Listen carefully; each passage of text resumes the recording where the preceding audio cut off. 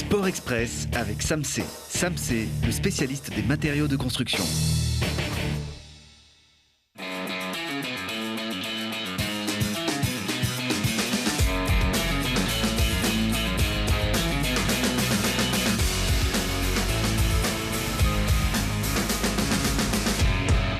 Bienvenue à tous. Les performances en images de vos athlètes préférés, c'est toute l'année et c'est ici chaque lundi. Et si vous nous suivez fidèlement, on ne va pas vous rappeler les mésaventures du FCG Rugby qui s'est vu retirer 12 points au total cette saison. Les joueurs ont sonné la révolte la semaine dernière avec un match époustouflant contre Provence, le dauphin de Pro D2.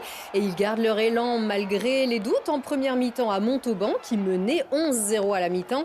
Les Grenoblois sont allés marquer 4 essais en seconde période et ils s'imposent finalement 28-11.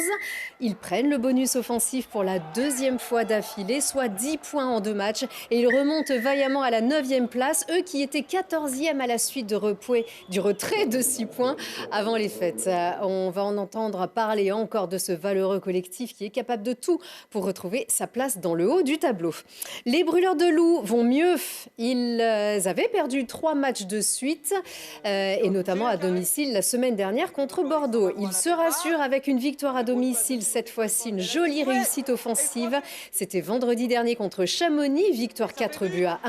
Et puis hier, les Grenoblois sont allés battre l'avant-dernier de Ligue Magnus, bien décidés à sortir de cette zone rouge. Briançon qui menait 3-0 et c'était sans compter sur la remontada des Grenoblois qui s'imposent 4-3. Ils sont toujours 3e et creusent l'écart avec Marseille. Le poursuivant, 4e donc de Ligue Magnus. Ils reprennent confiance les brûleurs avant de disputer la finale de Coupe de France dimanche, pourvu de remporter les 2 matchs qui précéderont cette semaine. On en reparle dans l'agenda. C'est le GF38 qui déçoit malgré un très beau début de match au Stade des Alpes contre Dunkerque samedi dernier. Grenoble menait dès la demi-heure de jeu avec un but de Sbaï marqué à la suite d'une erreur défensive des nordistes. Amine Sbaï qui double sa mise en seconde mi-temps, servi sur un plateau par Meïseba. Dunkerque, avant-dernier de Ligue 2, a ensuite réduit l'écart à la suite d'un corner mal dégagé et va même égaliser 4 minutes plus tard. Grenoble a même dû sauver des occasions de Dunkerque en fin de match. Le GF est toujours 3e du classement à égalité de points avec Laval, ex-leader qui ne gagne plus. Et Marion Boras, elle est championne d'Europe. La cycliste de Pontcharra s'est imposée vaillamment avec son binôme Valentine Fortin sur l'épreuve de l'américaine. Avec un très beau final, Marion Boras a attaqué et pris des risques dans le dernier tour. C'était ce week-end à Apeldoorn aux Pays-Bas, alors qu'elle avait connu un incident technique en poursuite par équipe qui l'avait privée de médaille. Un titre très prometteur pour Marion qui prépare les JO de Paris. Tout comme Thibaut Collet, le perchiste grenoblois qui retrouve la compétition en salle. Le 5e meilleur perchiste du monde a égalé sa meilleure performance personnelle en salle en passant une barre à 5,82 m. C'était à Reno, en Californie. Le chaud et le froid sur la glace de Kaunas en Lituanie. La ville jumelée avec Grenoble n'a pas réussi au Grenoblois Kevin Emos qui a raté son début de programme court des championnats d'Europe et qui a perdu le contrôle par la suite. Il s'est classé 31e et ne s'est pas qualifié pour le programme libre. Mais les chauvins peuvent se réjouir de la très belle 5e place assurée par les danseurs de Villard-de-Lans, Loïcia Demougeot et Théo Lemercier qui s'imposent doucement comme le leader de l'équipe de France de danse sur glace alors qu'ils n'ont qu'une vingtaine d'années. Et quand le gel sévit sur la région, les amateurs d'escalade se précipitent davantage dans les salles de bloc, de plus en plus tendance dans la région comme partout en France. Et plus encore que les grimpeurs confirmés, c'est le grand public qui mord à l'hameçon avec ces nouveaux espaces qui proposent bien plus qu'une pratique sportive.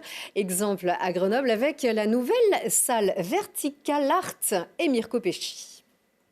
Réunir le grand public et des champions dans une même salle d'escalade, c'est possible. À Grenoble, Vertical Art a ouvert ses portes le 28 octobre. Cette nouvelle salle mélange détente autour d'un verre et entraînement en bloc. Kitana évolue en équipe de France d'escalade. Elle a choisi cet espace pour réviser ses cours entre 2 séances d'entraînement. Depuis que la salle est arrivée ici, c'est super pour moi parce que je suis en école de kinésithérapie qui est à 15 minutes à pied d'ici. Du coup, entre les cours, je viens ici et c'est pas une salle que pour s'entraîner, c'est aussi une salle où on peut se poser, travailler. assez confortable et la salle de grimpe est super avec des bonnes ouvertures. Du coup, c'est agréable de passer la journée ici. Même si des championnes de l'équipe de France s'entraînent dans cette salle, Vertical Art veut aussi motiver de nouveaux adeptes. Et pour permettre aux débutants de s'entraîner, les ouvreurs créent des itinéraires adaptés. L'ouvreur, c'est un peu une sorte d'artiste au final. C'est celui qui va vraiment créer donc, tous les blocs ici qu'on a dans la salle. L'objectif, c'est de vraiment prendre en compte leur niveau physique, leur niveau technique et de pas pousser les curseurs au niveau gestuel. L'ouverture, elle est obligatoire d'une certaine manière parce que si on laissait toujours les mêmes passages pour les pratiquants, on s'en lasserait rapidement. Ce qui grimpe, c'est aussi la popularité de l'escalade. Pourtant, en Isère, les licenciés font face à une pénurie de salles, les clubs sont saturés et certains sont contraints de refuser de nouveaux adhérents. C'est en pleine explosion depuis une petite dizaine d'années. On se rend compte en fait en arrivant à Grenoble qu'il y avait quand même une grosse demande pour ce type de salle. En 2 mois, on le voit, il y a du monde, on a déjà des habitués. Avec les Jeux Olympiques de Paris qui se tiendront cet été et une solide équipe de France d'escalade, la discipline risque encore d'attirer plus d'adhérents. Allez, au programme de cette semaine du hockey sur glace, à Pôle Sud, un gros test des Brûleurs de Loup face aux Dauphins de Ligue Magnus Angers.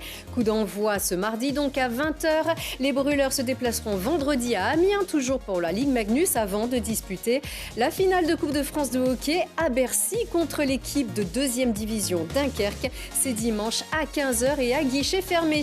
Le FCG, lui, veut enchaîner les victoires et vous attend nombreux pour l'applaudir face à Dax au Stade des Alpes.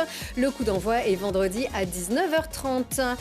Devant un public très nombreux, on l'espère. Les basketteuses de la Tronche-Mélan sont en plein doute après une défaite ce week-end. Elles veulent relancer leur dynamique. Elles reçoivent Fétia ce samedi à 20h au gymnase du Charlet. Et puis clap de fin du trophée Andros à Lens en Vercors. Ce sera la dernière séance de ce rallye neige et glace dans le Vercors donc. Alors pour les applaudir, il suffit de se déplacer sur le stade de neige de Lens en Vercors et d'applaudir aussi bien fort le leader de cette édition, le Grenoblois Aurélien Panis. Et c'est tout pour cette semaine. Merci de votre fidélité. À très vite.